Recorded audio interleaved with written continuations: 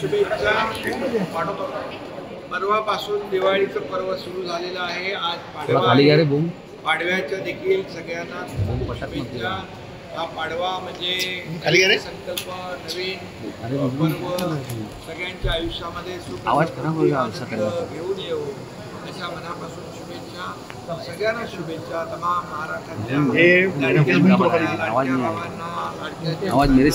शेतकऱ्यांना सगळ्यांना शुभेच्छा. बळीराजाचं आलेलं संकट दूर हो आणि त्याच्या आयुष्यात देखील हा पाडवा सुखाचे, आनंदाचे, समृद्धीचे दिवस घेऊन भाऊबीजेच्या वाट बघत म्हणजे ते लाडक्या बहिणींच्या भाऊबीज मिळणारच. रोहित पवारांचं मिळणार आणि लाडकी बहीण योजना कायम सुरू राहणार. रोहित पवारांचं म्हणणं आहे की RSS वर बंदी घालावी. ज्या पद्धतीने कर्नाटक सरकारने RSS वर बंदी घातली त्यापूर्वी महाराष्ट्रामध्ये कॉलेज आणि इतर ठिकाणी RSS चे लोक घुसते आहेत. ते कुठेतरी कॉलेजमध्ये वातावरण खराब करण्याचा प्रयत्न करत आहेत. खरं म्हणजे अशा प्रकारचं वक्तव्य हे दुर्दैवी आहे आणि निषेधार्ह आहे. याची निंदा, निषेध करावा तेवढा कमी आहे.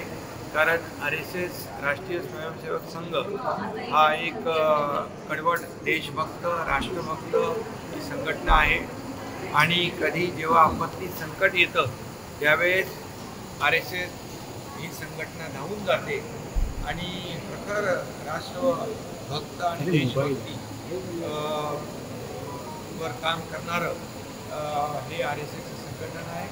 आणि खरं म्हणजे अशा RSS वर बंदी घालावी असं म्हणणं अतिशय दुर्दैवी आहे, अतिशय चुकीचं. प्रत्येकाला आणि लोकशाहीमध्ये प्रत्येक पक्ष आपापला निर्णय घेत असतो, त्यामुळे त्यांचा तो निर्णय असेल.